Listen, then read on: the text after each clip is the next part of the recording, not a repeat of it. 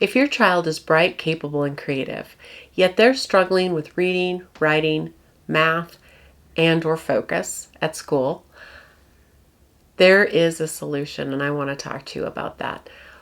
You have tried, and I meet parents. This is a common conversation I have within my office, that parents are trying to find the tutor, the program. They've even switched schools to get down to a solution. But one of the pieces that we are missing is that we need to be working with who this person is, who the child is as an individual. And when we do that, when we shift our focus from, okay, this is what we want to learn, this is where we're needing to go, when we shift our focus away from that and go, okay, let's take a step back from that and let's see how this child's wants or how they're wired to put information together that causes learning. When we discover that in an individual, then the success can begin. Then we're ready to move into language or maths and or sciences and focus. Then we're ready to move there and the success can begin. Yeah, that's great, Janell, because so many people, they don't realize what's going on. They just feel like it's them, just something's wrong with them. They're broken. Something's wrong with their kid. How come they're fine at home and then they go to school and it's like they have these, issues or they struggle with stuff and they know, your kid is bright, but you're like, there's something's disconnected here. Yeah. And so Janell, you have been doing this since approximately about 2010, so about 15 years. And you're even the trainer of trainers, okay? And so what I would like to just go through is just a little bit of your background and what got you into this. How are you qualified to help people? Great. Let's do that. So my background is that I am a dyslexic learner myself, and I have an auditory processing disorder. And it was when I was studying a foreign language, living abroad, and I was 25 years old, and my roommate, who has her master's in English and her second in language, and she said, "Are you dyslexic?" And I said, "No, this is just, I'm terrible at it." She goes, "No, I think you are. Read that again." And as I read it again, she said, "No, every time you read that, you read it differently." And I didn't even know it. Didn't even know it. Yeah. So that was my journey and opening up the door to saying, hey, let's take a look. So that's 25, 30 years ago now. Oh my goodness, let's not even go there. So 30-ish years ago, I'm realizing that the struggle that I had been facing, this pushing and just thinking, I've just got to grind. I'm never going to be really very successful at academics, was my normal. But it wasn't. It wasn't at all. Matter of fact, I am gifted within academics. But at the time, it sure didn't feel that way. Until my roommate Joy said, hey, I believe you're dyslexic. So I began the search. And I studied with some incredible organizations that took a look at learning from a different lens. Instead of saying, okay, reading has to go, you got to learn the letters' names and learn their sounds and then put that together like that, dot, dot, dot, dot, dot, dot, dot. We can learn language in different ways. And if we understand how it works for me, right, and adjust to me, then all of a sudden what used to be difficult is no longer difficult. How about that, right? So that's where it began for me. And so it really became the study. It's like, okay, who is thinking and seeing how to work with people as individuals, and let's study with them. Yeah. And just as you're talking there, it was popping in my head, phonics versus whole language. Mm-hmm. And this has nothing to do with that. It's a whole different way. You know what I mean? Like the level of personalization, the level of what works for the kid is so different than all these other things that we've seen. Well, we're taking pieces because it's like we can't throw it all away. What we need to do is say, who are you and how do you work? Right. Otherwise, I'm making the mistake on the total other end of the swing, right? That's what we don't want to do. It's so if something isn't working, why do we think if we just do it slower and more often that it's going to work? Yeah. That's when we need to stop. We're going to say, oh, wait, if it's not coming and coming fairly easily, then there's changes that we can make. Yeah, and one of the things I love you talked about is we're both wearing glasses. Would you ever think that there's one prescription for everyone? Oh my gosh, no. You know what I mean? Like I take these glasses if and we I give switch, them to you. it makes me seasick. We've done that. But that's how the school system is. You know what I mean? There's the one set of glasses, and when you go to the eye doctor, they decide what you're going to have. Do you have stigmatism? All these other kind of factors in. And then your glasses are literally prescribed just for you. And that's the kind of in-depth that this has. It looks at not only how are you taking in information, but how is it turning inside there? How is it processing? Yeah. There's a lot more in this interview with Janell, but I want to just take a quick break right here because if you want to know more, you can go to bettersolution.me and find some answers where we can go more in depth on this. That's bettersolution.me if you want to find ways to help your child succeed. If they're struggling, that's a solution for you. Okay, let's get back to the interview. Yeah, because we talk a lot about learning styles or learning what are you tactile, are you auditory, are you visual, etc. But that's how we're getting information in our mind. Mm-hmm. But what does the brain want to do with it once it's in there? That's what we need to know. Because when we know that, we can set up language, for example, in that sequence to match what's going to work for that individual. And it's not always going to look the same because we're just that individual. And that's where we're making the mistake, is saying, okay, I need to do this phonetically with you. I need to do this phoneme practice with you. And I'm not saying that's not beneficial for somebody or some groups of people. Yeah. But if it's not working, pushing that another time is the definition of insanity. Right, it's like me giving you. It's like me giving you these glasses and say, "Keep trying, keep trying." If you just work harder, and my whole world is spinning like it was when I was trying to learn the foreign language, right? Yeah, exactly. So, can you just give us a simple breakdown of dyslexia? Or maybe it's not simple, but just like what does that mean when you hear that? And there's so many different forms of it, probably. Well, yeah, but let's boil it down to its simplest form and branch out from there. Okay. So its simplest form, dyslexia is a perceptual talent, and it will have many different looks because of the individual is going to be individual. But it is the ability to see and or sense. People have the ability to, in their creative mind, to create three-dimensional, four-dimensional. You go into the, list, if you've ever read anything that Einstein has put together, and he talks about 5 dimensions, the 5th dimension. That's that ability to create or conceptualize in that many dimensions and talk about it, see it, work with it. We're talking about a perceptual talent. And our dyslexic community has that ability, that perceptual talent. The symptom side of it then is, letters that reverse, your classic Q, P, D, B's, Sixes and nines. Sixes and nines, yeah. Then there can be the dropping of letters, like putting letters in that don't belong, that aren't actually there, or not put, or having words that just disappear. Usually they're going to be sight words. In my world, I call them trigger words, but there's the small words that you think surely you can read those, right? As only has 2 letters. Why can't we read that and remember that from day to day? But in our dyslexic world, they don't stick to us. Words like as, was, were, there's 240-ish of these kind of words in our language.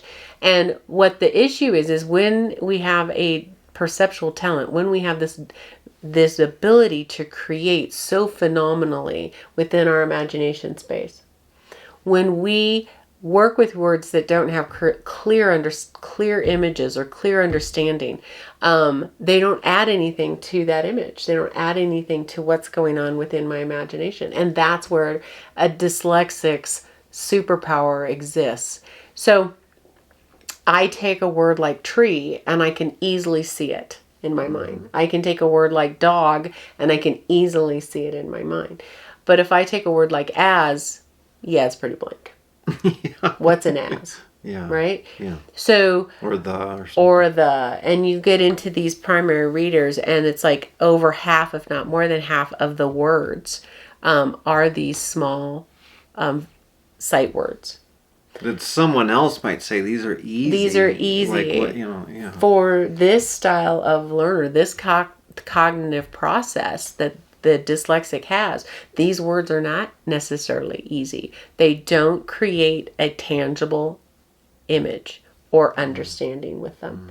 So that's a piece of it. So with our dyslexics, that's one of the whys behind the sight words and why they're so hard to remember, spell, and etc. They will be left out. They'll be if I'm reading is, I could put in as instead. If I'm reading the, I can put just a whole other random word in there or just leave it out altogether. Very, very common in our dyslexics. They also will be guessing at words. They not always, can be poor spellers. Phonetic spelling on the page, and it's like, wow, I think that word is this, They are guessing a lot. They're guessing at the meaning. They're guessing at what the word is. And they also will tend to be, they can be, and this is one that's not really seen as dyslexia, but it is. They can be phenomenal readers. Like they can be speed readers, but not have a clue what they just read. And people go, well, that's not dyslexia, but it is. There's a why behind the why. I can do all that reading. I can put those words together, but at the end, I have no clue what I just read. And in these programs, we take a look at what the brain is doing, what causes learning. And if we understand that, we can see why when I get to the end of a sentence or the end of a paragraph and I have no clue what I just read, there's a why behind that. Yeah. And if I get to the root, then the problem will cease to exist, somebody said once. So you get to, Ron Davis said that, if you get to the root and you solve it there, the problem will cease to exist. So why is this so difficult? Let's get to the root. And so that's dyslexia. Then there's also dysgraphia, which is math.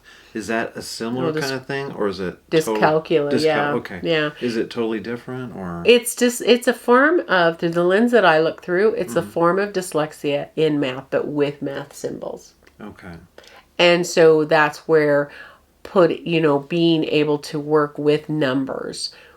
Why doesn't that stick? Well, because there is a confusion within the meaning of, well, what is one is an arbitrary, somebody invented the symbol 1, invented the symbol 2. Yeah. So there's fog and a disconnect to what is that representing, what's that doing. So dyscalculia is a form of dyslexia with math. And then you got dysgraphia, which is a form of dyslexia with writing. Okay. So, yeah. Okay. Now, the other thing is, I've noticed a lot of students that work with you in your program, they've struggled with ADHD or focus, processing. Yeah, organization. Is that part of this, or can it be a different branch of it, or how does that usually play out? The attention challenges or executive function challenges have their root in the same gift. Okay. Because of the gift set of an individual that the other parts that make reading difficult or make math difficult or make executive functions or organizing myself, being on time, keeping track of my homework, staying focused in class, staying on task, starting a task, finishing a task, that whole package, time management, struggling with time pressure, that can be a part of that. It all roots or starts within the same gift set, in the same ability, this perceptual talent. How does that work for this individual? what the pieces that need to be, what we need to bring into a program for someone that is struggling with an executive function piece does look different. It does look different than a reading program. There's some similarities in a math program. But the attention program, the why behind why is executive function so challenging? There's some building blocks that are missing. Yeah. But the brain is not, there's nothing broke or dysfunctioning within a dyslexic individual, within a math program or an attention program. There's nothing broken in these individuals. And that's the key piece. We're not broke. Well, what I find amazing, you're absolutely right. You're not broke, okay? But what I find amazing is in a week or two. Yep. So 14 days or less on average, okay? Yeah. It's a massive transformation, a massive turnaround. I know we overuse the word transformation, but I'm telling you, it really is. I mean, to go from struggling to you're getting it, and I think the key is that it's finally matched up to them. It's exactly matched up and aligned up with them, and so it works. It just clicks. It's amazing to me, and that's why I love being part of this. But I wanted, if you could just share a few examples of some before and after cases. Absolutely. And the picture that came to my mind, as you were saying, the struggle and then the success and so on. And it's kind of a crazy picture, but I'm going to share it because I just feel like it fits this so well. So we're at a race, a foot race, and we're doing the 100-meter race. And the class shows up, and we've got size 6 or size 7 shoes. And we're going to just learn we're going to do this race, and everybody gets this size 7 shoe. And put it on. So some it's going to fit, some it's going to be too big, and some the poor little tootsies are just squashed in there. And we're going to say on the mark, get set, go. Those that the shoe actually fit are going to win the race. And we're going to say, oh my gosh, you're such an athlete. You're so brilliant. You're so fast. This little guy that's got the shoe that's flopping and flying off, it's like, wow, that is a great effort. That is a great effort. You may not be the fastest, most athletic, but you sure put in the effort. Then the poor kiddo that's got his feet jammed into your sheet, jammed into the person that's got his foot jammed into that size 7 shoe, they're just like, and pretty soon they're like, I'm not even doing this. This is dumb. Like, this is totally dumb. And they just say, and it hurts, and they just quit the race. And they're like, well, if you would have just tried. I know. And that sounds so absurd, but that's what I see. Let's throw that box, or that this is how it's to look. That size 7 shoe is going to fit somebody, but let's just get a whole lot of shoes out there. When I go buy shoes, I try on all sorts of different types of shoes, sizes of shoes, to find what I like the look of, what fits my foot, and that I can stand in all day. And you know what? I'm more successful in that pair of shoes. I hike better. I work better. It's just that simple. So I went off on a wild goose chase as far as my mind goes, and I forgot the question. Well, it's okay. Oh, no, the examples of kids. Yeah, examples. Yeah, so let's get the right shoes on these kids. So this is my weekly experience. This is what I experience. So we sit down, we do an assessment, we say, okay, what's your cognitive process? And then let's put a program based on those abilities, strengths, to address what's not easy for you right now. Then these kiddos, so the kiddos come in, the parents come in, and we go through that process and have these conversations. I see the pain. I see the frustration from both the parent and the child. I see the feeling, I cannot do this. I am truly broke, because obviously everybody else can. It must be me. Yeah. I'm broke. And the self-wound, the wound is at the soul level, if you will, because it's deeper than I just can't and I'm frustrated. It's like, this is how I now see myself. This is part of my identity. Right. I struggle to read. I'm not good enough. This is just, and becomes this perception, this belief that then really influences what I feel confident about in other areas. I mean, it ripples into so many areas. So I'm struggling, I'm frustrated, I'm broke. I don't want to go to school. I hate school, for a lot of these young people. 2, in a week's time. And like you said, a week to 14 days, but a lot of this is done in 7 days or less. Yeah. And in a week's time, we're unfolding step by step.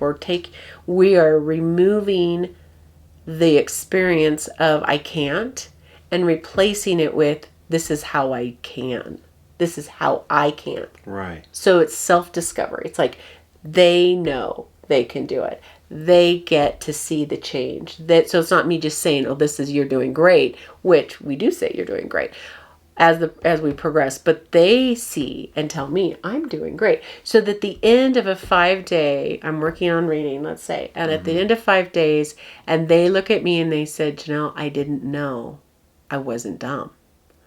I'm actually smart." And I'm like, "It looks like it here, doesn't it? You just did what?" And they said, "Well, I just read at grade level." And they often, if they like 6th graders, let's just pick that number. Yeah. I just worked with a 6th grader. And she said, "I am broke. I cannot do this." And at the end of the program, she's saying, "I can. I'm actually smart." And so she's got tears. I am like blinking. And the mom that's in this discussion at the end of her program, we're crying because of tears of like relief. Yeah. On their side, and just excitement that this is possible. And it doesn't have to be with so many, like, okay, you got to do this trick and that trick and all these coping mechanisms. And if I study really hard and I've got to do, no, yes, you're a learner, you're going to put in the time, but it's not with so much struggle. No, it's doable. So a 6th grader came into me, working with me, the one I'm thinking of was working with me. She was at a 3rd grade instructional. Like it wasn't easy. She was instructional at the 3rd grade reading level. And at the end of her program, it was easy to read at grade level. Easy. Yeah. And comprehension was easy. And she also wanted to learn she couldn't write. She could write letters, but she couldn't get her beautiful mind, all these creative ideas, real creative gal, could not get them onto paper. Writing paragraphs and just like, she was so excited that her thoughts could go on paper and that it made sense and it looked good. I mean, it was huge. and this happens in a short time. That's the thing that just... It doesn't need to take so long. By that. It almost seems magical, but just the short time of the turnaround. Yeah. Okay, so that was one. Can you give us one more? And then... there's a young man, 7th grader, who was failing literally math, similar 2nd, 3rd grade math level in the 7th grade and had given up, really convinced that he could not. He said, "I just can't do math." And I said, "Okay, so that math's your goal. Let's sit down and let's start putting this program together for you." So had given up, really frustrated, and starting to fall into a kind of that rebellion piece. He's like, "Just don't even push me there." Within 8 days, was doing grade level math. And it was easy for them. And a high schooler, junior in high school, he had been successful in math until he got so far. So he was going into calculus, but he was bumping up against, he just couldn't get past. He's like, "Man, whatever I was doing before to do math, this doesn't work." Mm-hmm. We brought it in, we took a look at it in a week's time. He rock and rolled calculus like it's beyond me, so I'm bringing in a tutor at this point, and totally moved on into college and university level and is totally successful in his life within higher maths.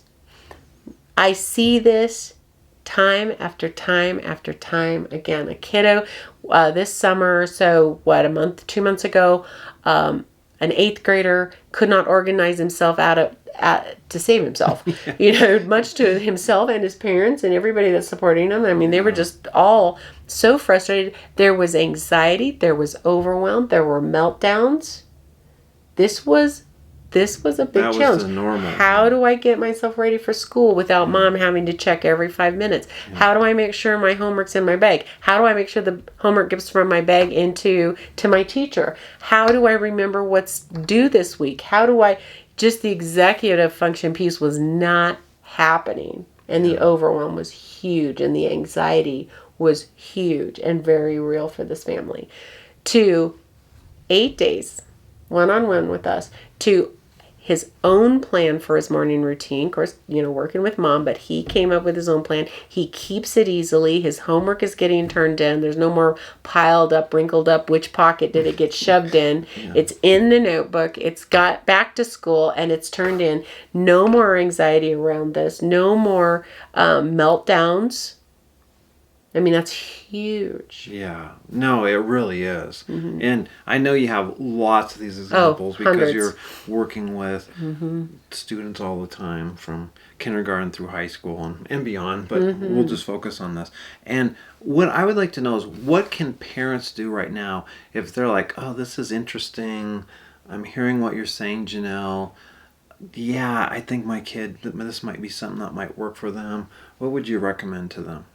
I recommend scheduling a call, scheduling a conversation where you can just share with us your story and we can see how we can support you. That would be step one. It costs nothing. It's information and information share, and you will get tips and thoughts and understanding about your child that you probably had not thought of before. Yeah, and then if you choose to move forward, you can, but at least you'll get that clarity right there. Mm-hmm. And one thing is, I've noticed is so many people they're struggling. They feel like they're broke. Something's wrong with me. I'm not enough. And then they go through this, and they feel so different because they are different now. Because now something is actually aligning with them. It's matching up. They're getting the right glasses. Mm-hmm. They're getting the right shoes. It's like, I remember one person saying how they felt like they were going all through life swimming upstream, up a big old, Amazon river, swimming upstream. And now they feel like they're going downstream. Yeah, it's easy. Just that much of a difference. Yeah. And they're working with who they are. So they're developing and they're understanding who I am and how I work. That's huge. Yeah, it is. I mean, the depth of that in itself. Yeah. So if you'd like to learn more, you can go to bettersolution.me, and then you can look at that page. And if you want to pursue it more, you can click the link, Help My Child Succeed. We look forward to meeting you.